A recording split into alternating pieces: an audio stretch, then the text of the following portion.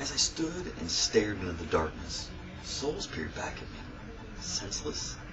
No, this was not senseless. This was sacrifice.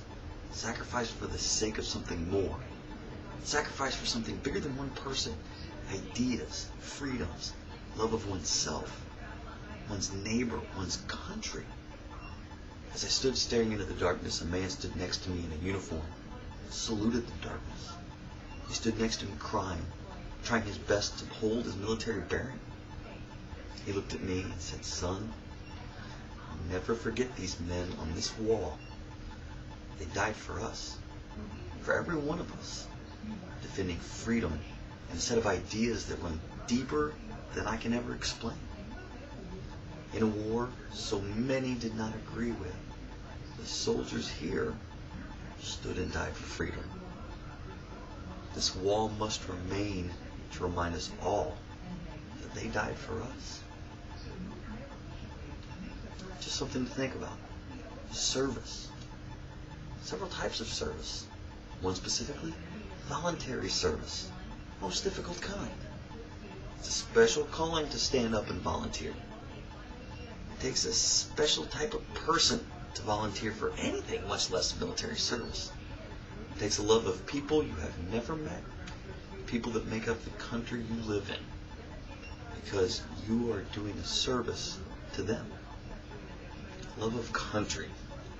You have to believe in what your country stands for.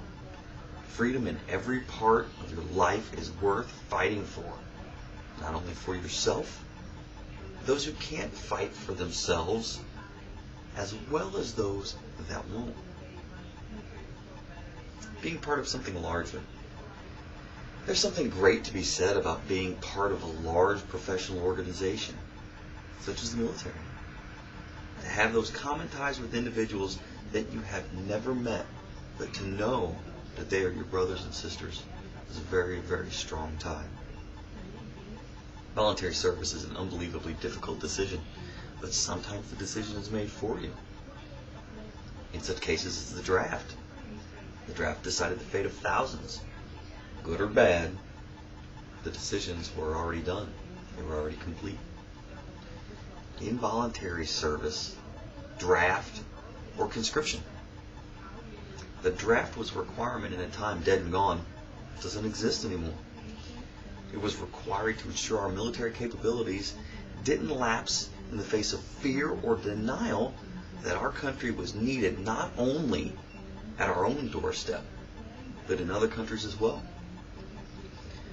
We looked the other way once, and a tyrant tried to take over the entire world, starting in Europe. We couldn't look the other way ever again. And the draft made sure we had the individuals available to deal with any threat, foreign or domestic. A conscription, that's a very, very interesting concept.